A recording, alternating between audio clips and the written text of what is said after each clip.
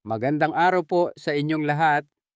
Ako po si Dr. Jose Santos, ang inyong lingkod, isang doktor na dalubhasa sa pangangalaga ng ating mga nakatatanda.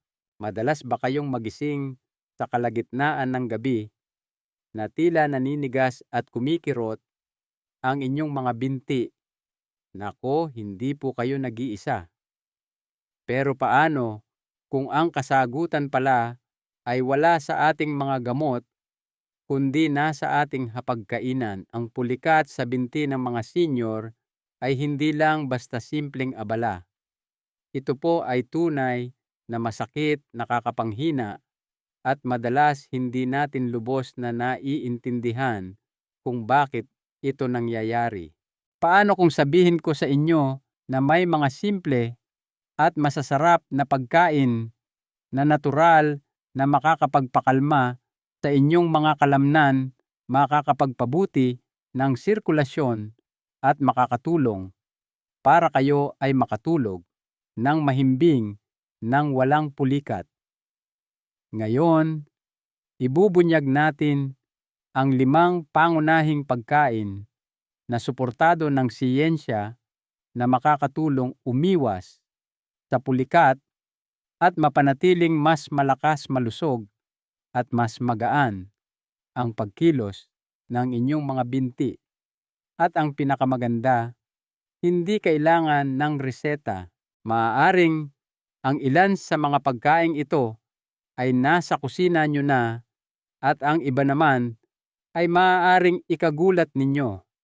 Bago tayo magsimula, nais ko sanang malaman kung taga saan po kayo nanonood ngayon. Mangyari po lamang na mag-iwan ng komento sa ibaba at huwag mag-atubiling magtanong kung mayroon man kayong mga katanungan. At kung kayo po ay masigasig sa pagpapanatiling malusog at sa pagkakaroon ng pinakamagandang pakiramdam habang tayo ay nagkakaedad, siguraduhin pong pindutin ang subscribe button at sumali sa ating Elderly Guide Community. Ang inyong paglalakbay tungo sa mas mabuting kalusugan ay nagsisimula dito mismo. Una, pag-usapan natin ang kahangahangang saging.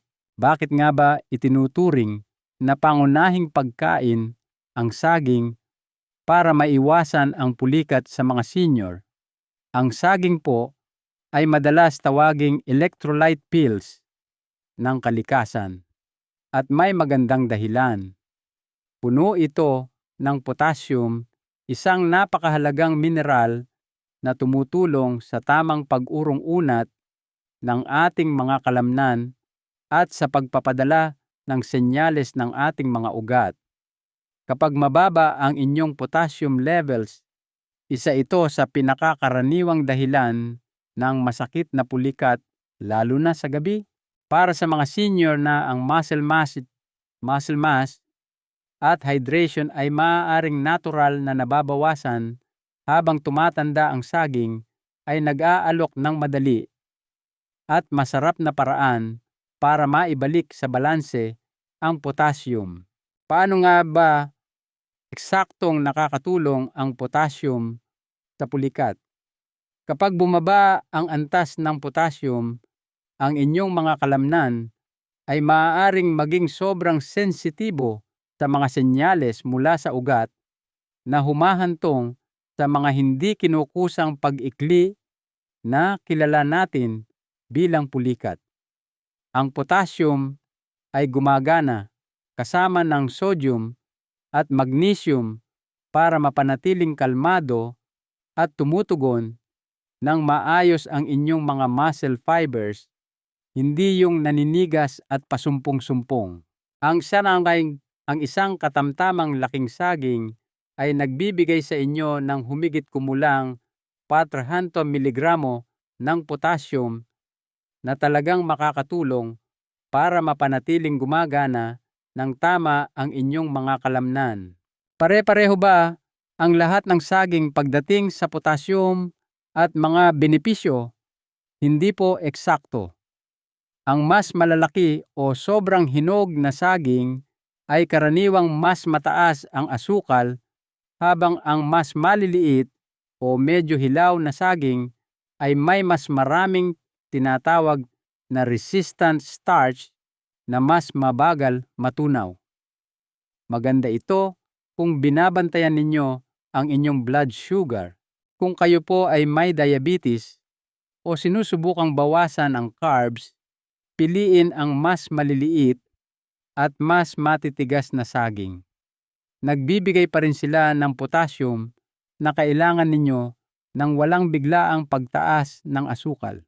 Makakatulong ba ang saging sa parehong pulikat, sa kalamnan, at discomfort sa ugat? Opo, maaari po. Bagamat pangunahing tumutulong ang potassium sa pag-urong-unat ng kalamnan, ang saging ay meron ding kaunting vitamin B6 na may papel sa kung paano gumagana ang inyong mga ugat. Ito ay maaaring makatulong lalo na sa mga senior na maaaring nakakaranas ng pangingilig, banayad, na neuropathy o restless legs kasabay ng pulikat. Ano ang pinakamahusay na paraan para sa mga senior na isama ang saging sa kanilang pang-araw-araw na rutina? Ang saging ay napakadaling ihanda at kainin at magaan sa tiyan, kaya perpekto ito para sa almusal o merienda sa umaga. Maaari ninyong hiwain ito sa ibabaw ng inyong oatmeal, ihalo sa smoothie kasama ng kaunting spinach at Greek yogurt, o ipares lang sa ilang pirasong mani para sa kombinasyong potassium, protina at magnesium na palakaibigan sa kalamnan. Mayroon bang anumang panganib sa pagkain ng saging para sa pag-iwas sa pulikat? Para sa karamihan ng tao, ang saging ay ligtas at talagang mabuti para sa inyo. Gayunpaman, ang mga senior na may chronic kidney disease o napakataas na blood sugar ay dapat medyo mag-ingat dahil ang sobrang potassium o natural na asukal ay maaaring magdulot ng ilang issue. Kung ganoon po ang kaso, ang abokado o mga madahong gulay ay maaaring maging mahusay na alternatibong mapagkukunan ng potassium. Susunod naman ay ang avocado. Ano ang nagpapangyari sa abokado na mas mabisa pa kaysa saging pagdating sa pag-iwas sa pulikat? Bagamat ang saging ay isang mahusay na mapagkukunan ng potassium, tahimik na nilalamangan ito ng abokado sa parehong potassium at magnesium, dalawang mineral na talagang mahalaga para sa malusog na paggana ng kalamnan. Sa katunayan, ang isang abokado ay may mas maraming potassium kaysa sa isang saging, kasama pa ang mga healthy fats na sumusuporta sa kalusugan ng inyong ugat at tumutulong bawasan ang pamamaga. Hindi lang ito basta prutas. Para itong isang full body support system na nakabalot sa berdeng balat. Paano sinusuportahan ng healthy fats sa abokado ang kalusugan ng kalamnan? Ang abokado ay puno ng monounsaturated fats na tumutulong magpababa ng pamamaga sa buong katawan.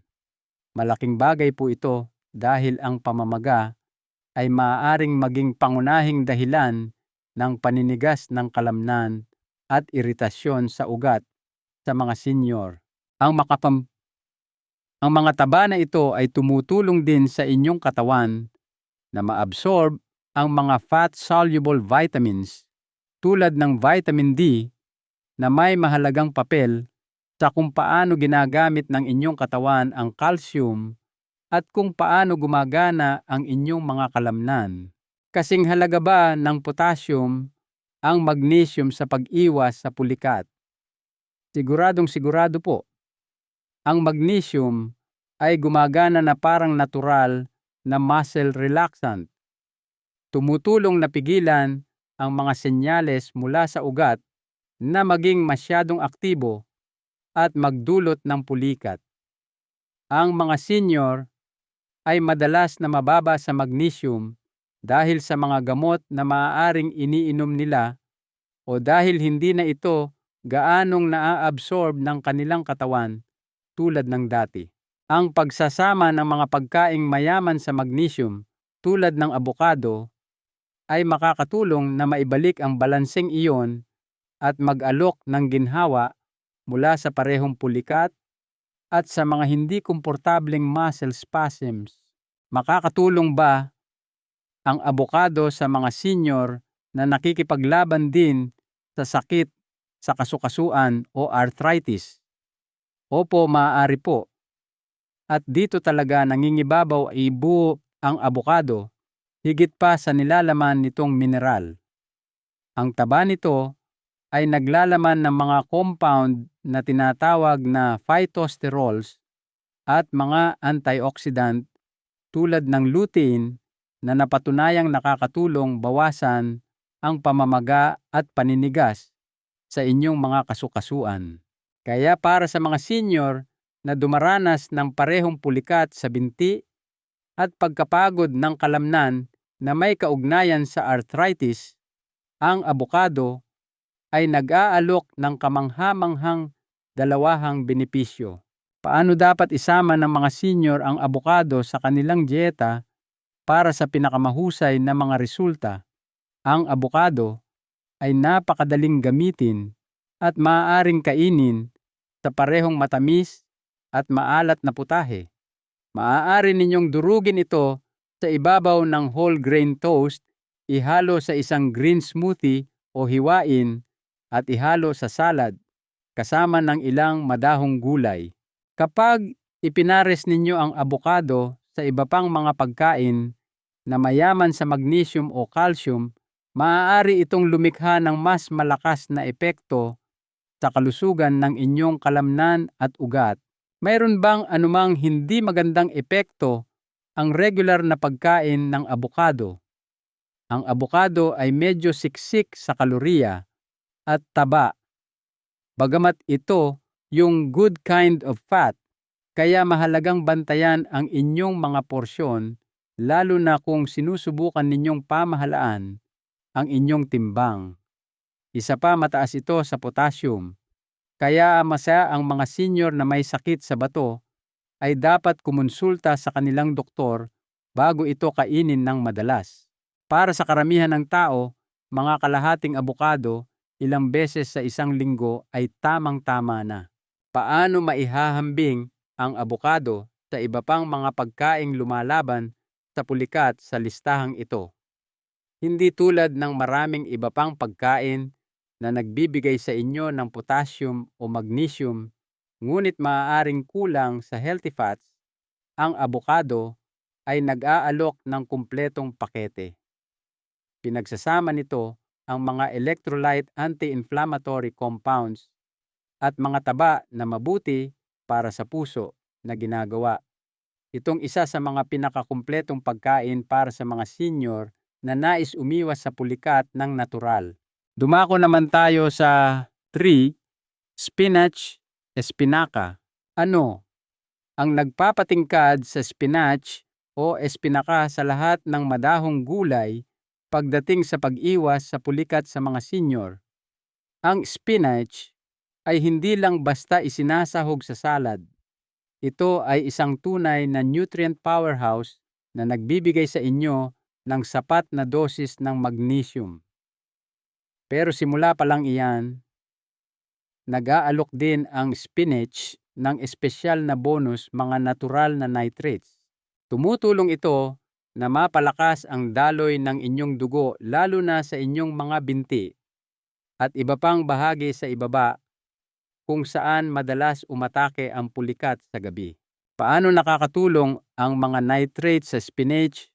Para mabawasan kung gaano kadalas kayo pulikatin, yung mga nitrate ay mga compound na ginagawang nitric oxide ng inyong katawan.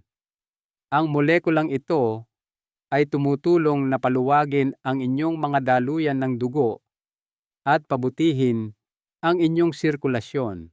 Ang mas mahusay na sirkulasyon ay nangangahulugang mas maraming oxygen at sustansya ang naihahatid sa inyong mga kalamnan na tumutulong na maiwasan ang mga spasm na iyon, binabawasan ang pagkapagod, at sinusuportahan ang mas mabilis na paggaling ng inyong mga kalamnan. Ito ay lalong mahalaga para sa mga senior na maaaring medyo mabagal ang daloy ng dugo. Maraming senior ang may sensitibong tiyan. Dapat ba nilang kainin ang spinach ng hilaw o luto? Bagamat okay lang ang hilaw na spinach sa maliliit na dami, ang pagluluto ng spinach ay talagang nakakatulong bawasan ang tinatawag na oxalates. Ito ay mga natural na compound na kung minsan ay maaaring makasagabal sa kung gaano kahusay na-absorb ng inyong katawan ang calcium at magnesium. Ang bahagyang pag-steam o paggisa ng spinach ay talagang ginagawang mas madaling makuha ng inyong katawan ang mga pangunahing mineral na ito. Kaya kung sinusubukan ninyong makuha ang pinakamaraming lakas laban sa pulikat mula sa inyong mga gulay, ang bahagyang pagluluto nito ay isang matalinong hakbang. Makakatulong ba ang spinach partikular sa pulikat sa gabi? Po, maaari po, at narito kung bakit. Ang magnesium ay tumutulong sa inyong mga kalamnan na mag-relax at tumutulong din na balansehin ang inyong nervous system na parehong napakahalaga para sa pagkakaroon ng mahimbing na tulog. Ang pagkain ng hapunan na may kasamang spinach na mayaman sa magnesium o kahit isang magaang merienda na gawa sa spinach sa gabi ay maaaring makatulong na pakalmahin ang inyong mga kalamnan at bawasan ang pagkakataong magising dahil sa masakit na pulikat sa binti. Magandang opsyon ba ang spinach para sa mga senior na sinusubukang bawasan ang sodium? Siguradong sigurado po. Ang spinach ay natural na mababa sa sodium at mataas sa potassium na tumutulong sa inyong katawan na mapanatili ang tamang balanse ng electrolyte nang hindi nagpapataas ng inyong presyon. Para sa mga senior na kailangang mag-ingat sa asin, ang spinach ay nagbibigay ng perpektong halo ng mga mineral para suportahan ang parehong kalusugan ng puso at katatagan ng kalamnan.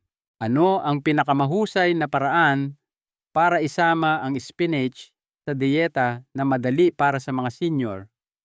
Ang spinach ay napakadaling gamitin at maaaring idagdag sa mga sopas, omelette, smoothie o igisa lang bilang side dish.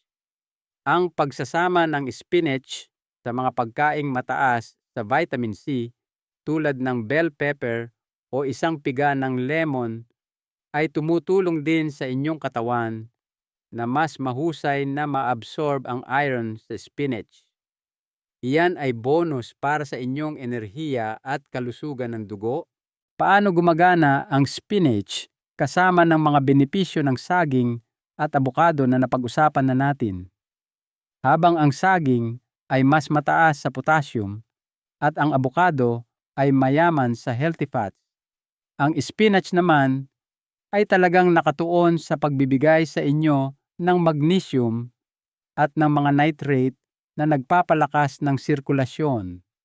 Sama-sama, sila ay bumubuo ng isang talagang mahusay na kupunan. Isipin ninyo ito sa ganitong paraan. Ang saging ay parang mabilisang lunas sa potassium. Ang abukado ay nagbibigay ng suporta laban sa pamamaga kasama ang mga fat-soluble nutrients, at ang spinach ay nagbibigay sa inyo ng magnesium kasama ng tulong sa sirkulasyon. Para kayong bumubuo ng sarili ninyong anti-cramp dream team kung saan bawat pagkain ay may kani-kaniyang natatanging lakas. Ang susunod sa ating listahan ay 4. Buto ng kalabasa pumpkin seeds. Paano nga ba? Ang isang kasing liit ng buto ng kalabasa ay makakagawa ng ganoon kalaking pagkakaiba pagdating sa pulikat sa binti. Huwag ninyong maliitin ang kanilang sukat. Ang mga buto ng kalabasa, na kilala rin bilang pepitas, ay isa sa pinakamayamang natural na mapagkukunan ng magnesium na mahahanap ninyo. Isang maliit na dakok lamang, mga 1 onsa o katumbas ng mga 108 gramo, ay maaaring magbigay sa inyo ng halos 40% ng magnesium na kailangan ng inyong katawan sa isang araw. Iyan ang gumagawa sa kanila na isa sa pinakamahusay na meryenda laban sa pulikat na maaari ninyong kainin. Bakit ang magnesium mula sa buto ng kalabasa ay lalong nakakatulong sa mga senior? Ang buto ng kalabasa ay nag-aalok ng isang plant-based na anyo ng magnesium na madaling matunaw at magamit ng inyong katawan. Ang magnesium na ito ay tumutulong na i-regulate ang mga senyales ng ugat at pag-urong-unat ng kalamnan sa inyong katawan, lalo na sa inyong mga binti. Makakatulong ba ang buto ng kalabasa na mapabuti ang tulog, pati na rin maiwasan ang pulikat? Oo, kamangha-mangha. Maaari po. Bukod sa magnesium, ang buto ng kalabasa ay naglalaman ng tinatawag na tryptophan. Ito ay isang amino acid na tumutulong sa inyong katawan na gumawa ng serotonin at melatonin na susi para sa mas mahimbing na tulog. Ito ang dahilan kung bakit ang buto ng kalabasa ay partikular na nakakatulong para sa mga taong nagkakaroon ng pulikat na gumigising sa kanila sa gabi o sa mga nahihirapang makatulog muli pagkatapos ng isang episodyo ng pulikat. Mas mahusay ba ang buto ng kalabasa kaysa sa mga magnesium supplement? Ang magnesium na nakukuha sa pagkain tulad ng mula sa buto ng kalabasa ay kadalasang mas madaling maabsorb ng inyong katawan at may kasama pang ibang mabubuting sustansya tulad ng zinc, healthy fats at antioxidants. Bagamat maaaring makatulong ang mga suplemento sa ilang kaso, ang buto ng kalabasa ay nagbibigay ng balanse at natural na paraan para mapataas ang inyong antas ng magnesium nang hindi ito nasosobrahan. Ano ang pinakamahusay na paraan ng pagkain ng buto ng kalabasa para makuha ang pinakamaraming benepisyo?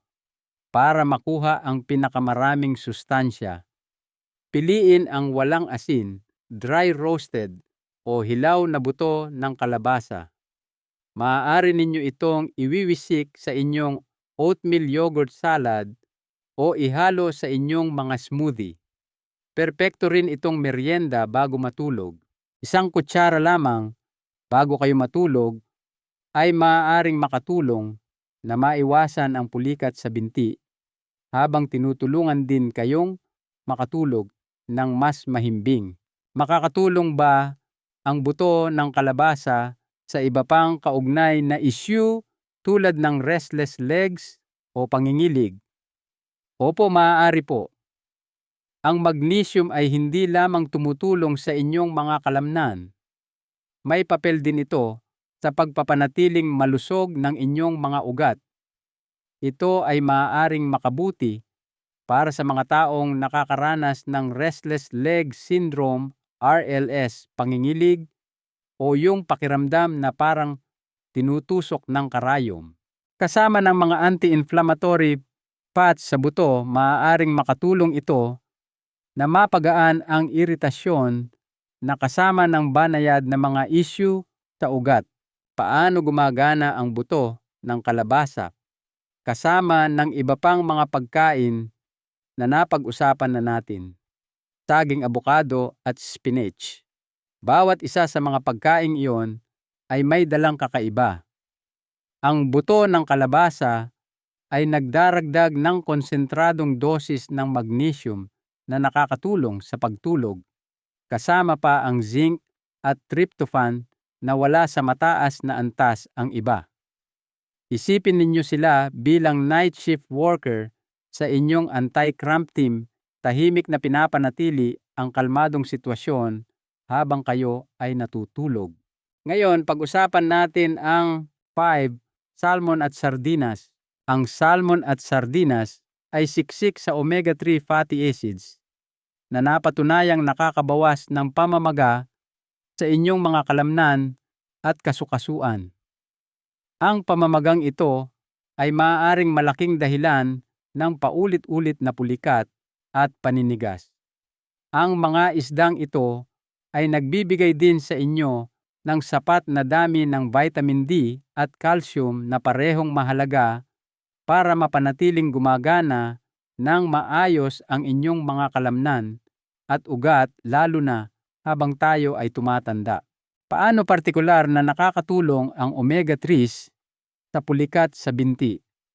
Tumutulong ang omega-3s na bawasan ang produksyon ng mga inflammatory compounds sa inyong katawan na maaaring mang-irita sa inyong mga ugat at magpatigas ng inyong mga kalamnan. Para sa mga senior na nakakaranas ng pulikat kasabay ng sakit sa kasukasuan, arthritis o pangkalahatang pananakit ng kalamnan, ang omega-3s ay nagbibigay ng dobleng benepisyo sa pamamagitan ng pagpapaginhawa sa parehong pamamaga na nagpapalala sa pulikat at sa discomfort na naglilimita sa inyong pagkilos. Bakit ang sardinas ay lalong nakakatulong sa mga senior na mababa ang antas ng calcium? Ang sardinas, lalo na kapag kinain ninyo ito kasama ang malalambot at nakakaing tinik, ay isa sa pinakamayamang natural na mapagkukunan ng calcium na mahahanap ninyo. Mahalaga ito dahil ang calcium ay gumagana kasama ng magnesium at potassium para payagan ang inyong mga kalamnan na umurong-unat ng maayos. Kung walang sapat na calcium, maaaring magkamali ng senyales ang inyong mga ugat at maaaring manigas ang inyong mga kalamnan. Para sa mga senior na maaaring hindi hiyang sa mga produktong gatas, ang sardinas ay nag-aalok ng magandang alternatibo para sa pagpapatibay ng buto at pagbabawas ng pulikat sa ilang kagat lamang. Ano ang papel ng vitamin D sa pag-iwas sa pulikat at paano nakakatulong ang mga isdang ito? Tumutulong ang vitamin D sa inyong katawan na ma-absorb ang calcium at may mahalagang papel din sa kung paano gumagana ang inyong mga kalamnan at kung paano nagpapadala ng senyales ang inyong mga ugat. Maraming nakatatanda ang mababa sa vitamin D at ito ay naiugnay sa tumaas na panghihina ng kalamnan at pulikat. Ang mga matatabang isda tulad ng salmon at sardinas ay kabilang sa iilang natural na mapagkukunan ng vitamin D sa pagkain na ginagawa silang mahalaga para sa mga senior na hindi gaanong naaarawan. Makakatulong ba ang mga isdang ito sa mga senior na may pulikat sa araw at gabi? Opo, siguradong sigurado. Ang mga epektong anti-inflammatory ng omega-3s kasama ng suporta sa pag-regulate ng kalamnan mula sa calcium at vitamin D ay maaaring mag-alok ng ginhawa sa buong araw. Nagkakaroon man kayo ng pulikat habang nag-eehersisyo o habang natutulog, ang mga sustansyang ito ay gumagana sa likod ng mga eksena para mapanatiling kalmado, balanse at mahusay na napapakain ang inyong mga muscle fibers.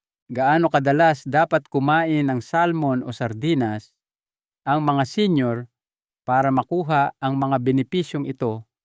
Sikaping kumain ng halos 2 hain ng matatabang isda bawat linggo. Ang isang hain ay maaaring isang inihaw na filet ng salmon o isang lata ng sardinas sa ibabaw ng whole grain toast o sa salad. Kung mahirap makakuha ng sariwang isda, ang mga frozen o dilatang bersyon na nasa tubig o olive oil ay kasing epektibo rin. Paano kung ayaw ng isang tao sa isda? Mayroon bang mga alternatibo? Kung hindi kayo nasasarapan sa isda, ang mga fish oil supplement ay maaaring magbigay ng katulad na mga benepisyo ng omega-3, ngunit hindi nila maibibigay ang kombinasyon ng calcium at vitamin D na natural ninyong makukuha sa sardinas. Isa pang opsyon ay ang mga algae-based omega-3 supplement na plant-based. Ngunit muli, nais ninyong ipares ang mga iyon sa mga pagkaing mayaman sa calcium tulad ng madahong gulay o mga fortified plant-based milk para makuha ang buong benepisyo na makukuha ninyo mula sa isda. At iyan po ang ating listahan ng 5 pangunahing pagkain. Ngayon, bilang inyong doktor si Dr. Jose Santos, nais ko kayong iwanan ng isang mahalagang aral sa buhay. Pakinggan ang inyong katawan. Ang mga mumunting sakit at kirot na iyan tulad ng pulikat sa binti ay kadalasang paraan ng inyong katawan para sabihin sa inyo ang isang bagay. Sa pamamagitan ng pagbibigay pansin sa inyong kinakain at paggawa ng maliliit at tuloy-tuloy na pagbabago, makakagawa kayo ng malaking pagkakaiba sa inyong pakiramdam. Hinding-hindi pa huli para pangalagaan ang inyong sarili at kontrolin ang inyong kalusugan. Kung nakatulong po sa inyo ang impormasyong ito, mangyari po lamang na ibahagi ito sa inyong mga mahal sa buhay. Maaari din ninyong ipaalam sa amin ang inyong mga saloobin, anumang katanungan o kung anong mga paksang pangkalusugan ang nais ninyong sunod naming talakayin. Palagi po kaming natutuwang makarinig mula sa inyo. At siyempre, patuloy na subaybayan ang aming mga payo para lagi kayong updated sa aming mga pinakabagong tips at kaalamang pangkalusugan. Manatiling may kaalaman, manatiling malusog, at mangyaring ibahagi ito sa sinuman sa inyong mga kamag-anak o kaibigan na maaaring nakakaranas ng pulikat sa binti. Hanggang sa muli po nating pagkikita,